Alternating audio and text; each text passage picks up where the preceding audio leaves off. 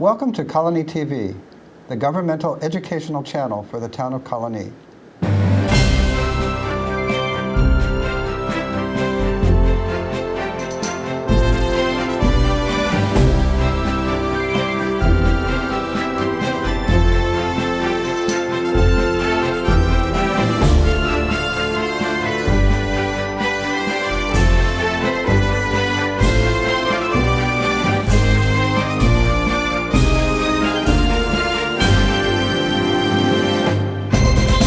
Getting to know you. My name is Joe Nash. Today we're going to be finding out about two places a little bit north of us, the Adirondack Folk School, which is up in Wilton, and the Grant Cottage, which is in Wilton, and the Adirondack Folk School, which is in Lake Luzerne. All right, sorry. We have with us the executive director of both, Jonathan Duda of the Grant Cottage, and Eve Wenger of Adirondack Folk School. So welcome. Thank you. Thanks for coming. Now, how close together are the two places, Lake Luzerne and Wilton? Like 15 minutes, you were telling me? Yeah, about 15 minutes. So just trip more often than I have. Yes, just over the mountain. Well, now the summer is coming up, and there's a lot of stuff going on there. So why don't we start with, you can each give us the general introduction to your places and what people can find up there this summer. And there's a lot going on both these places. So Eve, why don't you start?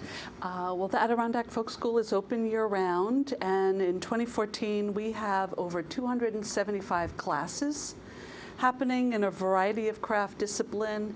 Our mission is really to keep the crafts, culture, and tradition of the Adirondacks alive, and then beyond that, just that idea of handmade, just going back and doing work with your hand. And as the founder, Jim Mandel, used to say, you know, turn off the cell phone and put down the clicker and come make things by hand the way things used to be Well, done. I'll just tell people, I'll mention some of the classes you have, courses, basketry, blacksmithing, ceramics, chair caning and weaving, children's crafts, cooking, jewelry, leather, photography, rustic furniture, timber framing. Is that framing a house?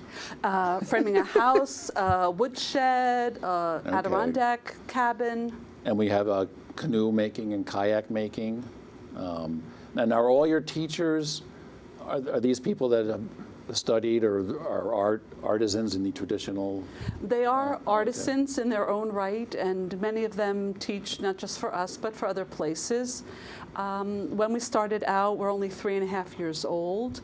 When we started out, we went and looked for artists within a sort of a 50-mile radius. Of course, we've expanded beyond that, and as we grow the different disciplines, we're looking for more and more instructors. I was going to say, did you find them or did some of them find you? Some of them absolutely find us. We get emails all the time. People want to come and teach. They've discovered us and see that it's a nice place because we have very small classes, non-competitive environment, no grading, no testing. It's about really having fun and working with your hands. And then on the website, it'll be on the screen here, AdirondackFolkSchool.org.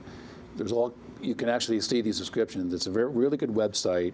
The classes are, some are a couple hours, some are all day, some are, I think you said the kayak making was 15 days? The canoe making is 15 days. So our classes run half a day, which is a 3-hour class, and then progresses all the way to 15 days, which is making a canoe, a wooden canoe from scratch by hand, and not needing any woodworking skills to do that. You get sort of guided every step of the way. So you get a lot of people just making a day trip to take a class and go home? Absolutely, we do. We have people, local community members that come, but we have people from neighboring states, from Canada, from all over that come specifically because they're looking to do something like blacksmithing, and there we have a fabulous studio, and there aren't many places to do that, or boat building, or some of the other things that we do.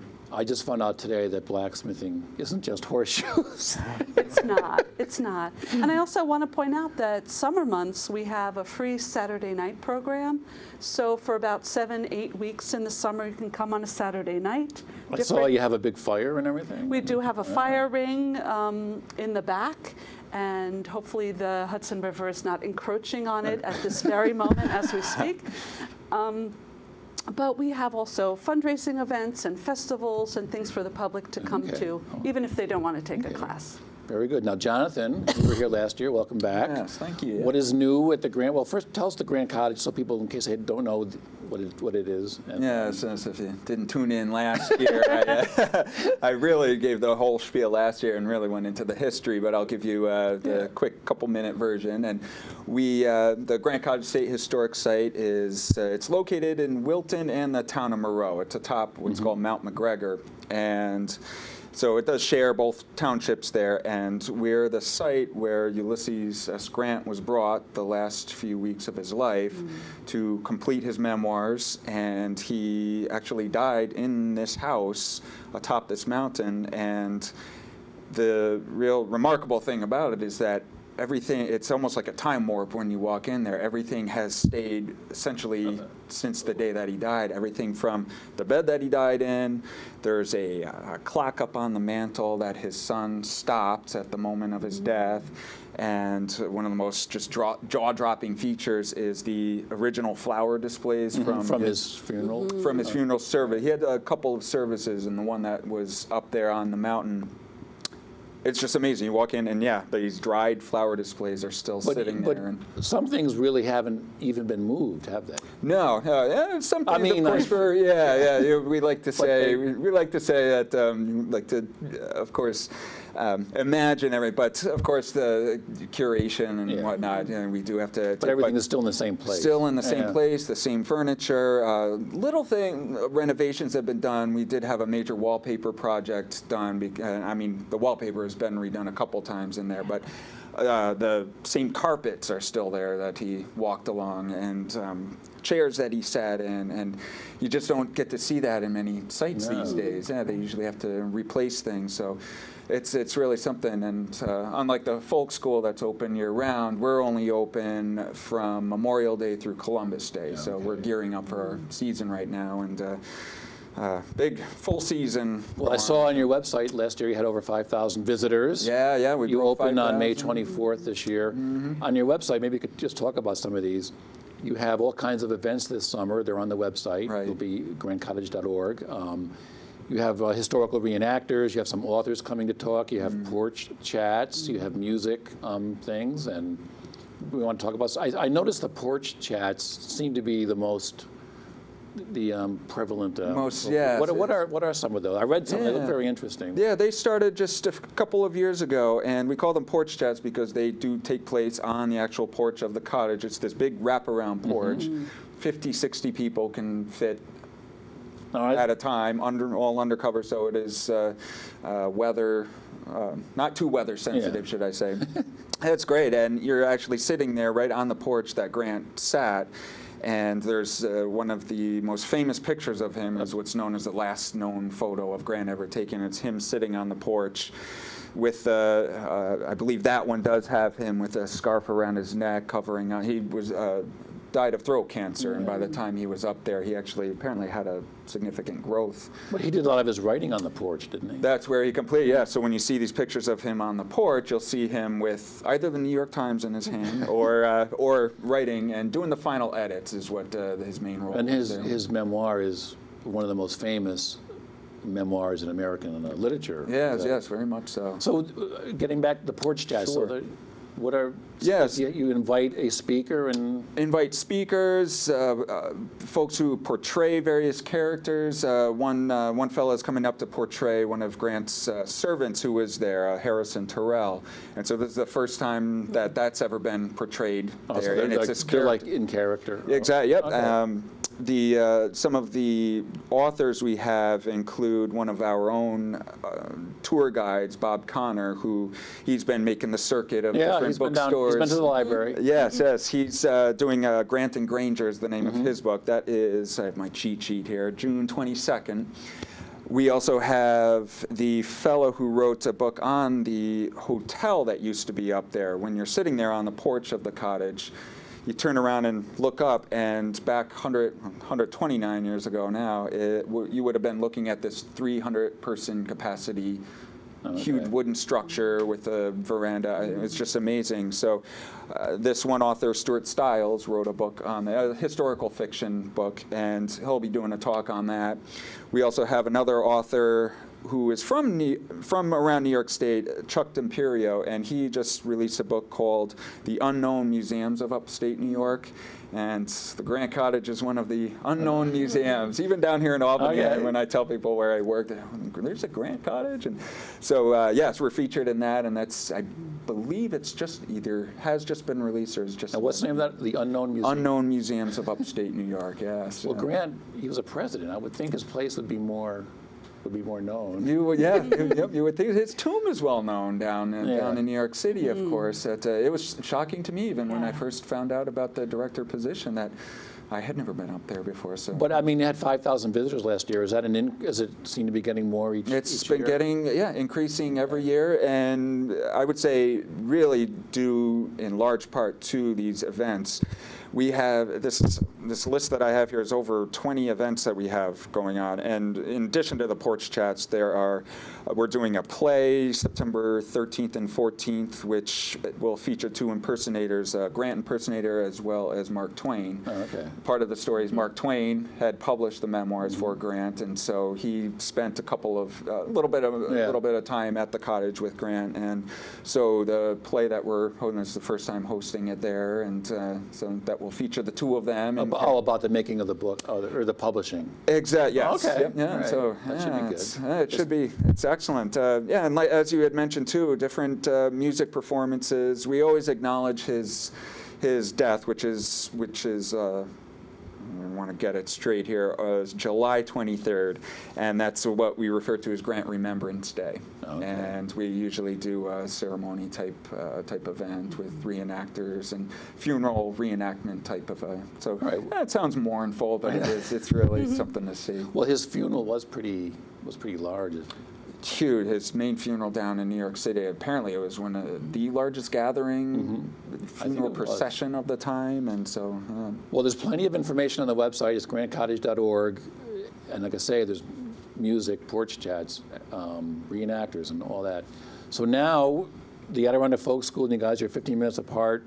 I understand you're going to be working together on a few things this summer. What are some of your events, or how are you working this? Yes, we were first put together by a fellow by the name of Jack Church. He recognized the potential in both, and in the discussion with him, he was looking to do different group tours, and I had said, the cottage is a wonderful spot to come up from Albany.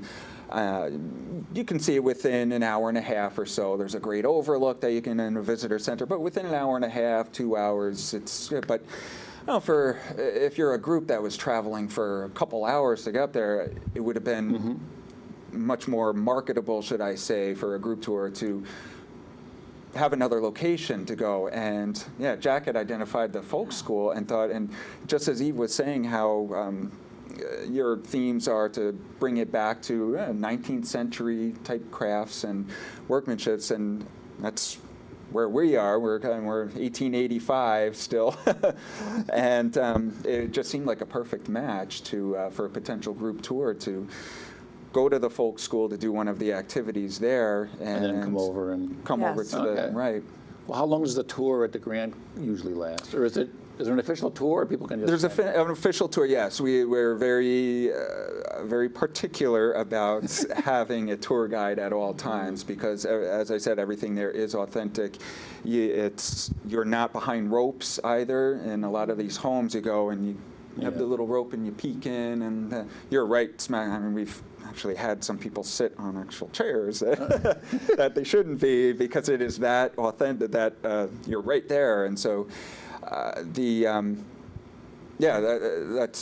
All right, so people can, how is this going to work? They're going to go take a class first, then come over? It can go either way, or you don't know? It can go either way. We're developing we sort of looked at our catalog, which is a very large publication. Every class is listed by discipline, and sort of really thought about what are the areas of connectivity between the 2 organizations, and really thought about blacksmithing. We have an outdoor wood-fired bread oven or pizza oven, so there could be sort of cooking and then talking about foods from the time period. Of course, horses were very big, and we have the blacksmith studio.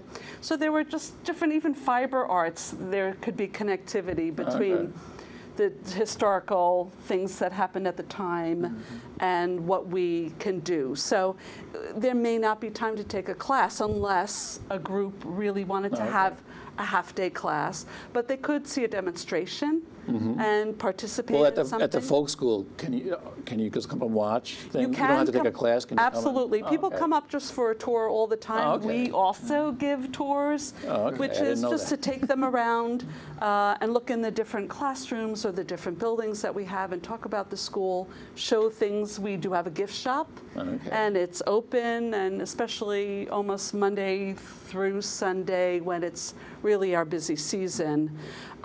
We also have open sort of demonstration nights in 3 different disciplines, blacksmithing, wood turning, and spinning. But so people can come. Oh, okay. So they could just come back to the tour idea and have a tour of our facility and Okay. see a demo, and then go to the cottage. Or Well, it vice sounds like versa. it's still in the planning stages. Is that right? It And is. it's really up to the group too. If we did have a group contact either of us, then just we could just mold the trip into what Okay. their desires are. If they were real big horse people and would like to focus on the blacksmithing part of it. Even though, as we were saying, blacksmithing is not just horseshoes.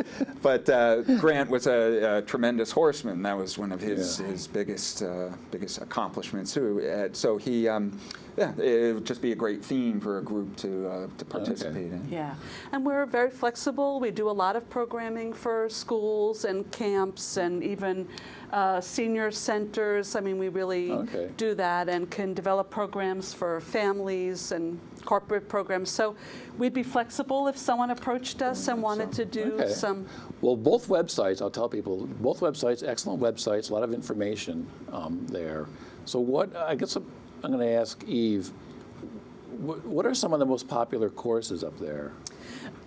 I would say people are really, really fascinated by blacksmithing. We really do have a great studio and great teachers, and people do come. That's one of our most popular ones. But rustic furniture, especially people looking for that quintessential sort of Adirondack feel and style, definitely drawn to rustic furniture classes. Our fiber arts classes are very popular. And we have wood turning, which is new. We received a donation of lathes. Now you're saying wood turning. Yeah. How's that different than? Is it different than carving? It is woodworking, carving with hand tools, and wood turning with jet lathes. They're okay. actual, electric lathes, and so those are becoming very, very popular. People are interested in doing that. Now your school is. People can make day trips. If people were taking a class that lasted several days, Yes. are there places where do people stay up there? People stay either in the town of Lake Luzerne, which if you've never been to, very quaint, Yeah. beautiful little historic Main Street, and which we are on Main Street, right alongside the Hudson. Oh, okay. So it's very beautiful. So there's bed and breakfasts and some nice motels, but people also do stay in Lake George. We're 15 minutes from Lake George. Okay, Lake yeah. George. So a lot of people do stay there as well. Are there any campgrounds near And there are Oh, okay. campgrounds nearby, so it's a really lovely area in the southern Adirondacks within the park, so very, very nice place to be. Okay, and Jonathan, how long have you been the director there? This will be my 4th season I'm going into, so yes, 3 years and counting. So now, before you were talking about this book, Unknown Museums of New York, are all the places like the Grand Cottage, do you guys have an organization where you get together occasionally? The historical, I don't know what it would be called, historical places? Historic Group? sites. Yes. Well, see, we're owned by New York State. Actually, it is part of New York State Parks, Recreation, and Historic Preservation. So, we're in the Saratoga region, and I guess, speaking of a group, we share the same area as the Schuyler Mansion in Albany, Fort Craylow, sites such as that, and they're all just about the same sizes. Different hours. Some of them are full-time, open year-round, whereas we're just part of the season, right? And Well, what I was going to ask you was, Yeah. are people? Is it hard to get people to come to your I mean, I know you had 5,000 visitors last year. Are people still interested in history, do you think? That's, yeah, good question. I see, well, especially our site, I think one of the reasons that it has been increasing is because we're at the sesquicentennial of the Civil War. That's right. And Civil War is just in right now, and so I think word has been getting out. What also really gave us a major boost was that we had a very fortunate experience of CBS Sunday Morning coming last year and doing a piece on us that was aired on President's Day of last year. And yeah, Mo Rocca was right there giving, going through the tour, and millions of people saw it, and I can't tell you how many came through. They said they saw the piece on Said CBS? they saw the piece, Right. so that was a major boost. So if you're a historic site and you can get CBS Sunday Morning there, you're gonna do well for yourselves. And Eve, are you finding the people that come and take your courses, are they interested in, like you were saying before, turning off the cell phone and everything and trying to get down to Absolutely. more people interested in that? Yeah, oh, absolutely. People Getting are away looking from it all, for, as they say. yes, I mean, you see all across America that sort of handmade and handcrafted tradition, you know, coming back and people taking more interest in it, and we're wanting to give people the opportunity to have that experience themselves and find out that it's easier maybe or than they thought to do these things, and just a tremendous amount of fun. There's a great sense of camaraderie and community, and our classes are very small. People are friendly. It's really a nice atmosphere. Well, I noticed on your webpage, from year 1 to this is year 4, your increases in the number of courses, teachers, and people coming seems to be Absolutely. going up each year. We've really grown tremendously in a very short period of time and feel very fortunate. And it's been, I think, because people are looking for that chance to make things for themselves and discover that Adirondack. Do it for themselves. Do it for themselves, absolutely. And there aren't that many places where you can do that in all the different craft disciplines that we have under one roof at the school. So Very good. And yeah, I was going to add on, just you were asking about the interest in history, and I think especially among our youth today, just they think of history, and I know I did, I think of a book. I think of opening a book and looking at pictures, but with both of our places, and this is just the prime way to learn history, by actually going in there, smelling this and that, feeling it, and then even just walking through the cottage, you're experiencing it, and so there's a lot more to history than just opening a book, and I feel. Well, I'm sure in your courses, when you're learning how to make an Adirondack chair or a kayak, I'm sure they must mention the whole history of absolutely of the they techniques do. and Yes, they talk about techniques and tradition and how they might be doing certain parts similar or differently than it used to be done and why. So we're not strictly do it the way that they always did it, but that sort of history and tradition is part of what we're all about. And then are you finding people from all over New York State or from all over the all over the country. I mean, we have people come from all over the country to visit us and have found us on the web. They're looking for where they can take a certain class. Certainly blacksmithing, we hear that all the time. I put in blacksmithing and you popped up. So we have people from Maine and California. People came from Oregon to take a class, and we'll find that visitors to the Lake George region are looking for something to do, which you may find as well. And because our classes are out there on the different Adirondack and things to do websites, they'll see that there's a class someday that, let's take a soap making class, or let's do this animal tracking class. This looks like a lot of fun and something that we don't normally do. Very good. Well, you're close you're close by us here in Colonie. Yes. Anything else, Jonathan, you want to add? I was going to say our site is run by volunteers, essentially. All of our tour guides are on a voluntary basis, and they're just an absolute wealth of knowledge. And so, yes, they are the blood of our place, and so each year we're always looking for volunteer tour guides. And I like to tell people, it sounds intimidating that how much history do I have to know? I don't know much about the Civil War. Well, when I started there, I mean, I I knew Grant was on the $50 bill, and I knew he was a general and he was president. And I mean, with the materials that we have there and the orientation that we have coming up on May 17th, within weeks, you're giving tours and starting out shadowing others. So yes, we're looking for tour guides. It's great, especially for college students who want to put something on their resume that they were a tour guide of a state historic site.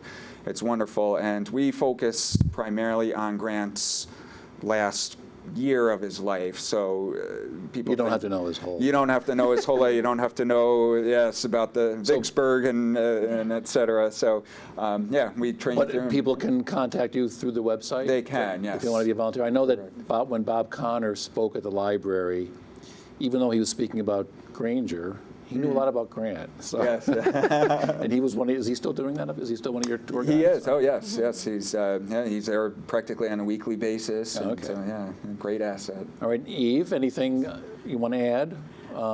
Again, their website, all your courses, teachers, events, the calendar. Some history, Yes. some good pictures. Yeah, There's great some pictures. pictures as we're talking. People see working. Oh, great. That's So, terrific. anything you want to add? Yeah, well, speaking of volunteers, we Okay. too, we're a young organization and very little staff and lots of volunteers involved as well. You can be involved in committees and help with events, also provide tours, help out in the office. So there's lots of ways to get involved in the school. And we'd love even to find new instructors. So if someone out there is an artist themselves, a craftsperson, and thinks, gee, I didn't know about the school and I have something, that I'd like to do, please, by all means. So you're always accepting new teachers? We're always we always do have new teachers every year and always want to talk to new people. Okay. Well, thanks for coming down. Thank you. Appreciate it. That's the Adirondack Folk School up in Lake Luzerne, Grant Cottage in Wilton. I mixed them up in the beginning. And we will see you next time on Getting to Know You.